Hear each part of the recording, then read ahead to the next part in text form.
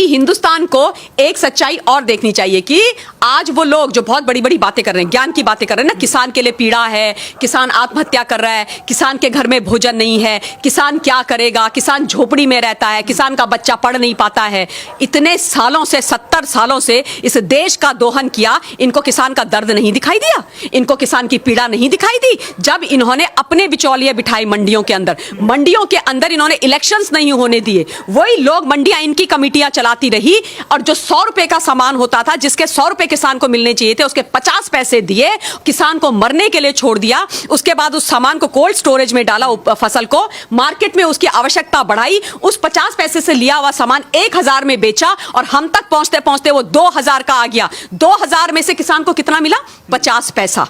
50 पैसा। इन लोगों की बदौलत, ये बिचौलिए जो बैठे हुए हैं और इनके जो राजनीतिक आका बैठे हुए, उन लोगों की बदौलत, और जो आज सड़कों में खड़े होकर के चिल्ला रहे हैं, इसी बात का दर्द है, इसी बात का दर्द है। तब इनको किसानों की चिंता नहीं हुई। एक और बात बोलती हूं, 2004 से 2014 तक ये पता कीजिए हिंदुस्तान के इस हिंदुस्तान के हमारे किसानी कृषि मंत्री कौन थे? मैं बता देती हूं नाम, शरद पवार जी थे।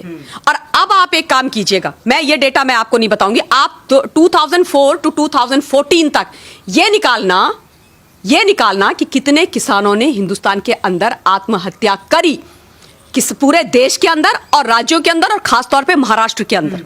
निकालेंगे, दूध का दूध और पानी का पानी हो जाएगा, इनका काला चेहरा सामने आ जाएगा। शरद पवार जी सारे प्याज की सारी मंडियां कंट्रोल करते हैं, वहां पर सारी मंडियां कंट्रोल करते हैं और उसके बाद अगेन 50 पैसे में लेके उसकी होर्डिंग करते हैं, उसके बाद बेचते हैं। इन लोगों से प्रश्न नहीं किए जाने चाहिए? ये लोग जिम्मेदार नहीं है? कितनी आत्महत्याएं हुई हैं किसानों की महाराष्ट्र के अंदर, सुशील, ये तो सारा विश्व जानता है, ये केवल हिंदुस्तान की बात नहीं है। देश के अंदर कितनी आत्महत्याएं हुई इस पीरियड के अंदर? कहां थे ये लोग? कहां थे? क्यों किसानों के लिए खड़े नहीं हुए? क्यों किसानों के लिए बिल नहीं बनाए? क्यों किसानों के लिए रिफॉर्म क्यों नहीं हुए? क्यों किसानों की चिंता नहीं करी? क्यों नहीं करी? और आज एक प्रधानमंत्री, एक चाय बेचने वाले के बेटे ने जब इस देश में गरीबों के साथ, किसानों के साथ खड़ा होना शुरू करा, तो इनके दिलों के अंदर दर्द होने लग गया, इनको तकलीफ होने लग गई और ये बिलों से बाहर निकल करके तो ऐसे आ रहे हैं जैसे पता नहीं क्या हो गया, क्योंकि इनके जो जहरीले फन है ना, वो कुचले जा रहे हैं। इसलिए तकलीफ है। आज किसान को जब उसका हक देने की बात आई है, तो किसान को तुम बरगलाओगे? खालिस्तानी बिठा दिए हैं भाई। सोचिए आप, सबसे पहले शुरुआत ही हुई थी खालिस्तानी, वो आकर के इस आंदोलन में बैठ गए। आप सोचिए, जस्टिन ट्रूडो, कनाडा के प्रधानमंत्री का हिंदुस्तान के किसानों से और हमारे इंटरनल मैटर से क्या मामला है और क्या लेना देना है? उसका क्या लेना देना? जस्टिन ट्रूडो वहां से मैसेज भेज रहे हैं और पूरे देश में उसको, पूरे विश्व के अंदर उसको वायरल कर रहे हैं और अपना सपोर्ट जाहिर कर रहे हैं। और बाय द वे, वही जस्टिन ट्रूडो हैं ये, WTO में जस्टिन ट्रूडो ने MSP का विरोध किया, वहां विरोध करते हो और यहां पे एक वीडियो मैसेज भेज करके हमारे यहां के लोगों को बरगलाते हो। क्यों खालिस्तानियों का साथ दे रहे हो? क्यों खालिस्तानियों का साथ दे रहे हो? परेशानी यह है कि जयचंद हमारे देश में है, सुशील।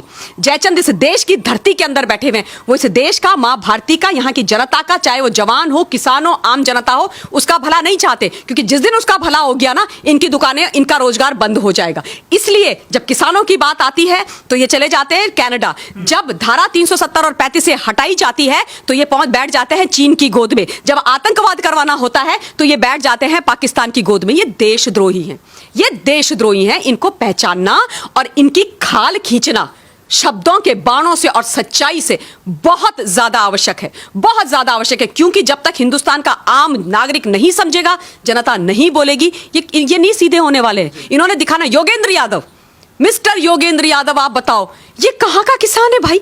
मैंने तो आज तक इनको, मतलब आप पूछिए इनसे पूछिए कि इनकी कितनी बीघा जमीन है, इनको पूछिए बीघा होता क्या है, पूछिए आप इनसे, अंग्रेजी बोलते हैं एलीट, इनसे पूछिए बीघा क्या होता है, कितनी बीघा जमीन है आपकी, पूछो आप, और कहां पर है और कितने आपके यहाँ, कितनी मतलब कभी आपने की है, कभी कोई रोपाई वोपाई की है कभी गांव में जाकर के?